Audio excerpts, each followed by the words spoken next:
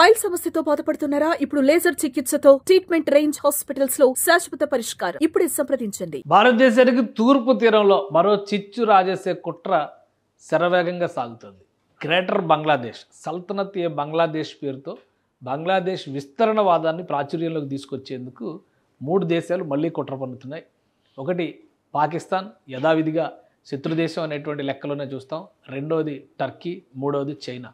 ఈ 3 ఒక అండర్స్టాండింగ్తో బంగ్లాదేశ్ని ఒక టూల్గా ఉపయోగించి భారతదేశానికి సంబంధించినటువంటి ఈశాన్య రాష్ట్రాలని దెబ్బకొట్టేటువంటి కుట్ర చేస్తున్నాయి. ముఖ్యంగా బంగ్లాదేశ్కి చెందినటువంటి యువత మనసులో భారత వ్యతిరేక భావజాలాన్ని పెద్ద ఎత్తున ప్రమోట్ చేసే బాధ్యతని టర్కీ తీసుకున్నట్టుగా ఇటీవల వస్తున్నటువంటి సమాచారాన్ని బట్టి అర్థమవుతుంది. 2 రోజుల క్రితం ఢాకా యూనివర్సిటీలో టర్కీ ఫండింగ్ చేస్తున్నటువంటి ఒక ఇస్లామిక్ సంస్థ ఒక ఫ్లాగ్ రిలీజ్ చేసింది. గ్రేటర్ బంగ్లాదేశ్ పేరుతో ఈ ఫ్లాగ్ని, దీనిలో ఉన్నటువంటి రూపురేఖల్ని యువతలోకి చొచ్చుకుపోయే విధంగా ప్రచారం చేసేటువంటి కుట్ర పన్నుతోంది ఈ సంస్థ. సో ఈ ఫ్లాగ్లో ఉన్నటువంటి ప్రత్యేకత ఏంటి అని ఒకసారి విశ్లేషించి చూస్తే, భారతదేశంలో ఉన్నటువంటి నార్త్ ఈస్ట్ స్టేట్స్, ఈశాన్య రాష్ట్రాల నుంచి బీహార్, జార్ఖండ్, ఒరిస్సా వరకు అన్నిటినీ కూడా బంగ్లాదేశ్లో భాగం చేసేటువంటి ఎత్తుగడ చేస్తున్నారు. బంగ్లాదేశ్లో తాత్కాలిక ప్రధాని అని చెప్పడానికి కూడా అవకాశం లేనటువంటి వ్యక్తి, నోబెల్ పీస్ ప్రైజ్ అనేటువంటి ఒక ప్రైజ్ తీసుకుని, నోబెల్ ప్రైజ్ తీసుకుని కూడా కుట్రలు చేస్తున్నటువంటి వ్యక్తిగా మహమ్మద్ యూనస్ని మనం చూడాల్సి ఉంటుంది. అతను తీసుకొచ్చినటువంటి స్మాల్ సేవింగ్ స్కీమ్స్ గురించి భారతదేశంలో పాఠాలుగా చెప్పినటువంటి సందర్భాలు కూడా ఉన్నాయి. కానీ ఇప్పుడు అతనే భారతదేశానికి వెన్నుపోటు పొడిచేటువంటి కుట్రలకి ఆలంబనంగా నిలబడుతున్నటువంటి పరిస్థితి. అసలు ఈ జెండా ఏంటి, దీని కథ ఏంటి ఒకసారి పరిశీలించేటువంటి ప్రయత్నం చేద్దాం. బంగ్లాదేశ్కి సంబంధించి రిలీజ్ చేసినటువంటి ఫ్లాగ్ ఇది. బంగ్లాదేశ్, గ్రేటర్ బంగ్లాదేశ్ ఈ రూపంలో ఉంటుందనేటువంటి వాదన. మొత్తం 21 రాష్ట్రాలని ఇందులో పొందుపరిచారు. ఇది సల్తనత్ ఏ బంగ్లా అనేటువంటి పేరుతో వీళ్ళు ప్రమోట్ చేస్తున్నారు. మొత్తం 21 రాష్ట్రాలు, దానిలో భారతదేశానికి సంబంధించి ఒడిశా, జార్ఖండ్, బీహార్, వెస్ట్ బెంగాల్ ఈ 4 రాష్ట్రాలను కూడా ఇందులో కలిపారు. సో ఈ 4 రాష్ట్రాలు ప్లస్ ఇటువైపు ఉన్నటువంటి ఈశాన్య రాష్ట్రాలు, ఇవి 7 సిస్టర్స్ అంటారు కదా, వీటిని కూడా తీసుకొచ్చి ఇందులో కలిపారు. అంటే భారతదేశానికి సంబంధించినటువంటి రాష్ట్రాలన్నింటినీ కూడా ఇందులో మిక్స్ చేశారు. ఇక్కడ చూస్తే మీకు అర్థమవుతుంది, సిక్కిం కానీ, మేఘాలయ కానీ, అస్సాం కానీ, అరుణాచల్ ప్రదేశ్ కానీ, మిజోరాం, త్రిపుర అన్నింటినీ కూడా ఇందులో కలిపారు. ఇక్కడ అరకాన్ స్టేట్, ఇప్పుడు బర్మాలో వివాదాస్పదమైనటువంటి ప్రదేశం, అంటే రోహింగ్యా సమస్యకి మూల కారణం ఈ అరకాన్ స్టేట్, దాన్ని కూడా తీసుకొచ్చి ఇందులో కలిపారు. ఇదంతా కూడా గ్రేటర్ బంగ్లాలో భాగం అనేటువంటి ప్రచారాన్ని, ఆ ఆలోచన విధానాన్ని ప్రజల్లో నాటేటువంటి ప్రయత్నం చేస్తుంది ఒక కూటమి. మొత్తం గ్రేటర్ బంగ్లాదేశ్ రెజైమ్ అనేటువంటి పేరుతో ఈ స్లోగన్ని, ఈ నమూనాని తయారు చేశారు.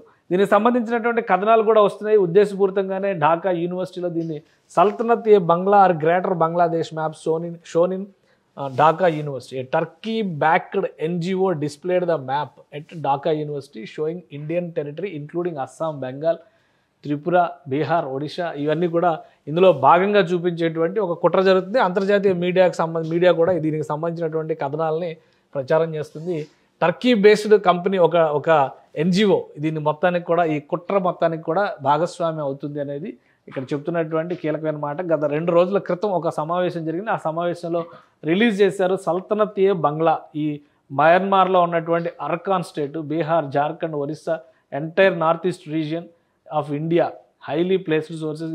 ఇదన్నీ కూడా ఎకనామిక్ టైమ్స్, నేషనల్ మీడియాలో కూడా కథనాలు వచ్చినాయి. సో ఈ బొమ్మలు చూపించి వాళ్ళందరినీ కూడా ఇన్ఫ్లుయెన్స్ చేసేటువంటి ప్రయత్నం చేస్తున్నారు. ఈ గ్రేటర్ బంగ్లాదేశ్ అనేది ఏర్పడాలి అంటే ఇప్పుడు భారతదేశంలో కూడా ఒక భావజాలం ఉంది, అఖండ భారత్ అనేటువంటి చర్చ మనం ఎప్పటికప్పుడు చూస్తూనే ఉన్నాం. అదే తరహాలో అఖండ బంగ్లాదేశ్ అనేటువంటి వాదనని, విధానాన్ని తీసుకొచ్చేటువంటి ప్రయత్నం బంగ్లాదేశ్ ఆధారంగా. ఎందుకంటే బంగ్లాదేశ్ను ఒక బేస్గా చేసుకుని దీనికి కావాల్సినటువంటి ఐడియాలజీ ప్రమోషన్ మొత్తం కూడా టర్కీ చూస్తుంది.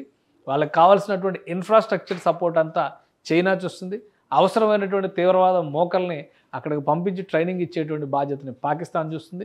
సో ఈ 3 దేశాలు సమన్వయంతో బంగ్లాదేశ్ గడ్డని పూర్తి స్థాయిలో భారత వ్యతిరేక కార్యకలాపాలకి కేంద్రంగా మార్చుకోవాలనేటువంటి ఆలోచన చేస్తుంది. వాస్తవానికి బంగ్లాదేశ్ పుట్టుకకి కారణమే భారతదేశం. పాకిస్తాన్ వాదనలో ఎక్కడా కూడా బంగ్లా విభజన అనేటువంటి ప్రస్తావన లేకపోయినప్పటికీ కేవలం మత ప్రాతిపదికన జరుగుతున్నటువంటి దేశ విభజనలో బంగ్లా ప్రాంతాన్ని తూర్పు పాకిస్తాన్గా ఆ రోజు భారతదేశ విభజన సందర్భంలో బ్రిటిష్ ఇండియాలో ఉన్నటువంటి బ్రిటిష్ ప్రభుత్వం తీసుకున్నటువంటి నిర్ణయం ఫలితంగా అది ఏర్పడింది. తర్వాత west Pakistan versus east Pakistan సమస్య వచ్చినప్పుడు ముజిబుర్ రెహమాన్ లాంటి ఉద్యమకారుల్ని జైలులో నిర్బంధించినప్పుడు అతను ప్రజాస్వామ్య పద్ధతిలో జరిగిన ఎన్నికల్లో ప్రధానిగా ఎన్నికైనప్పటికీ పశ్చిమ పాకిస్తాన్ నాయకత్వం ఆయనకి బాధ్యతలు ఇవ్వనప్పుడు భారతదేశమే అండగా నిలిచింది. సో ఆ సందర్భం నుంచి కూడా భారతదేశం బంగ్లా ఆవిర్భావానికి బీజం వేసినటువంటి దేశంగా గుర్తింపు పొంది ప్రపంచ దేశాలు అంగీకరించకపోయినా కానీ బంగ్లాదేశ్ ఆవిర్భావాన్ని మొదటిసారిగా గుర్తించింది భారతదేశమే.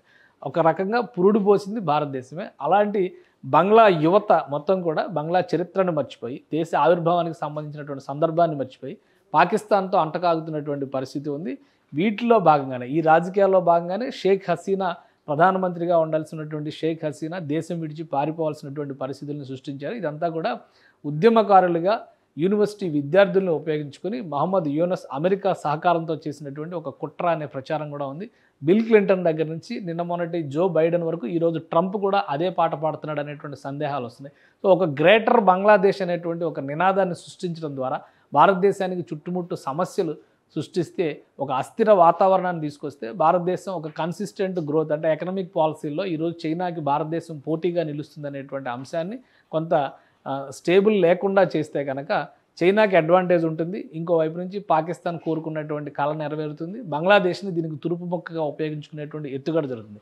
ఈ గ్రేటర్ బంగ్లాదేశ్ అనే నినాదాన్ని ఎంతవరకు ప్రజల్లో తీసుకెళ్తారు, దీనివల్ల భారతదేశానికి ఎలాంటి సమస్యలు వస్తాయి చూద్దాం. ఎందుకంటే భారతదేశం వీటన్నిటిని కూడా అబ్జర్వ్ చేస్తూనే ఉంది. వీటన్నిటిపైన ఒక వ్యూహాత్మకమైనటువంటి అడుగు పడేటువంటి సందర్భం ఖచ్చితంగా వస్తుంది. ఆపరేషన్ సింధూర్ తరహాలో ఈస్ట్ కోస్ట్లో కూడా ఒక ఆపరేషన్ జరిగేటువంటి సంకేతాలు భవిష్యత్తులో ఇలాంటి కుట్రలు కుతంత్రాలు కనుక ముందుకు సాగితే ఖచ్చితంగా జరిగేటువంటి అవకాశాలు ఉంటాయి. ప్రధానంగా టర్కీని అజర్బైజాన్ని నియంత్రించడంలో సక్సెస్ అయినటువంటి భారతదేశం చైనా పాకిస్తాన్ల కుట్రల్ని తెర వెనుక రాజకీయాల్ని ఏ విధంగా అడ్డుకుంటుందో వేచి చూడాలి. సుమన్ టీవీలో మీ పర్సనల్ అండ్ బిజినెస్ ప్రమోషన్స్ కోసం కింది నెంబర్కి కాంటాక్ట్ చేయండి.